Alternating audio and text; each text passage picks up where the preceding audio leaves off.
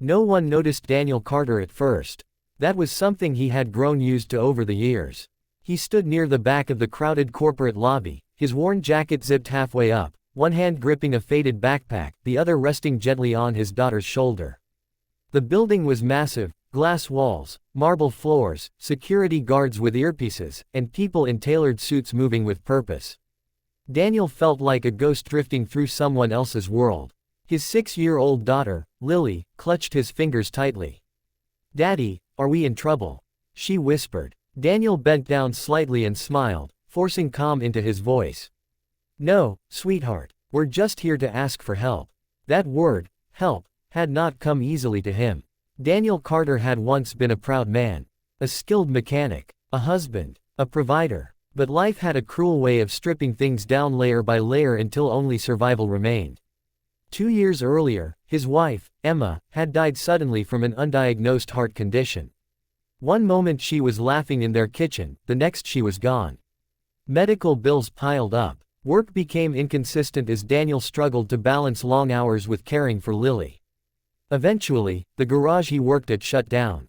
Savings disappeared. The house followed. Now, all he had left was his daughter, and the promise he made to her mother at the hospital bedside.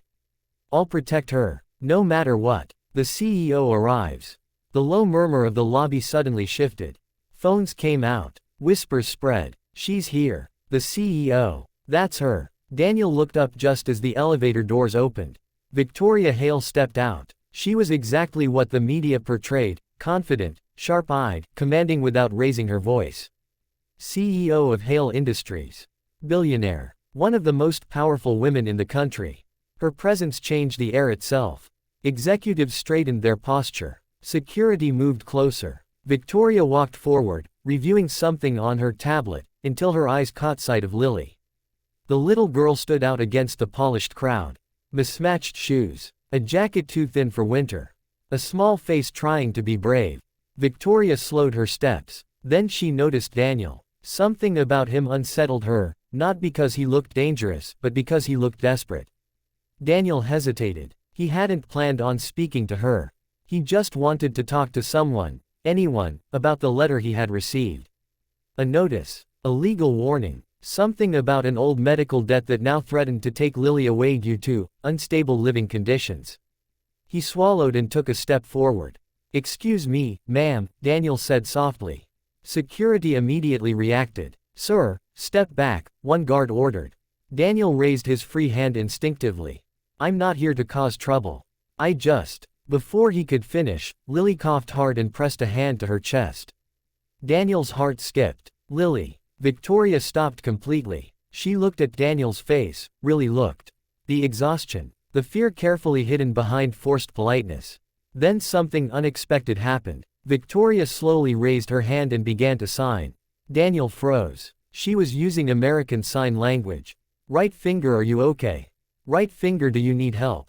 Daniel's breath caught. Years ago, when Emma lost partial hearing after an illness, Daniel had learned sign language to support her. It stayed with him. Carefully, he responded in sign. "Right finger, my daughter is sick. Right finger, we have nowhere else to go." Victoria's expression softened, but then changed suddenly. She glanced at Daniel's backpack.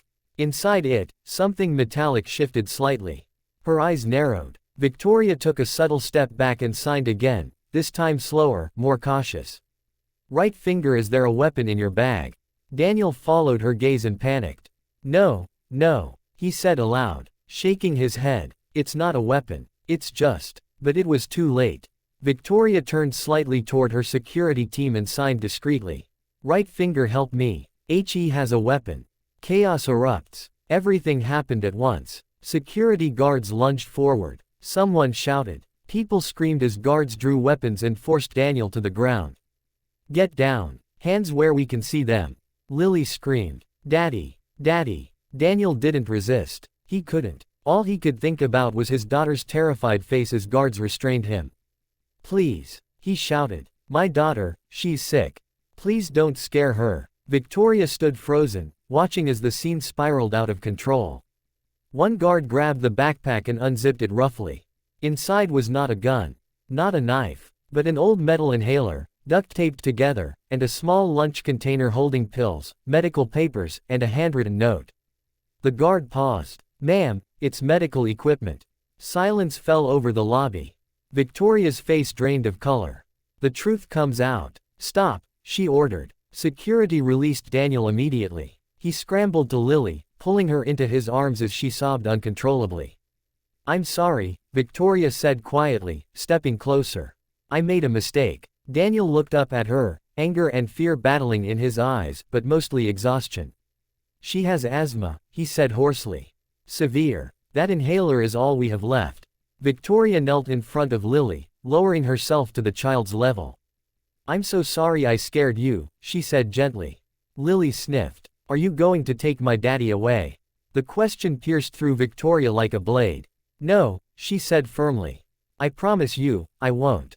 A conversation that changed everything. Minutes later, Daniel found himself seated in a private conference room, Lily wrapped in a blanket with warm juice in her hands. A company doctor examined her carefully. Victoria sat across from Daniel. "I shouldn't have assumed," she said. "I reacted out of fear." Daniel nodded slowly. "People usually do." She studied him. "Why were you really here?"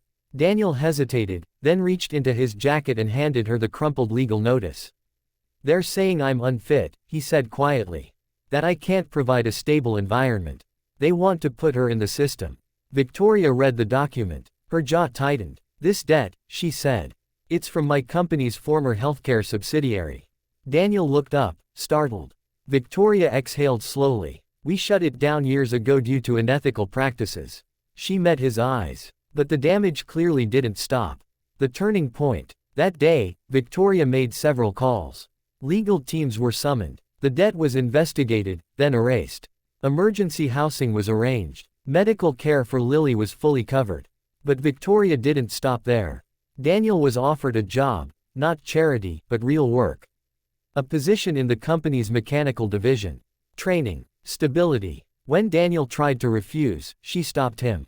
"You weren't asking for money," she said. "You were asking to protect your child. That deserves respect." Weeks later, Daniel stood in a modest apartment, sunlight streaming through clean windows. Lily laughed as she set up her school backpack. "Daddy," she said proudly, "I told my teacher you're a hero." Daniel smiled, eyes misty. "No, sweetheart. We just met someone who listened." Across the city, Victoria watched an internal training video roll out company-wide, focused on bias, assumptions, and silent communication.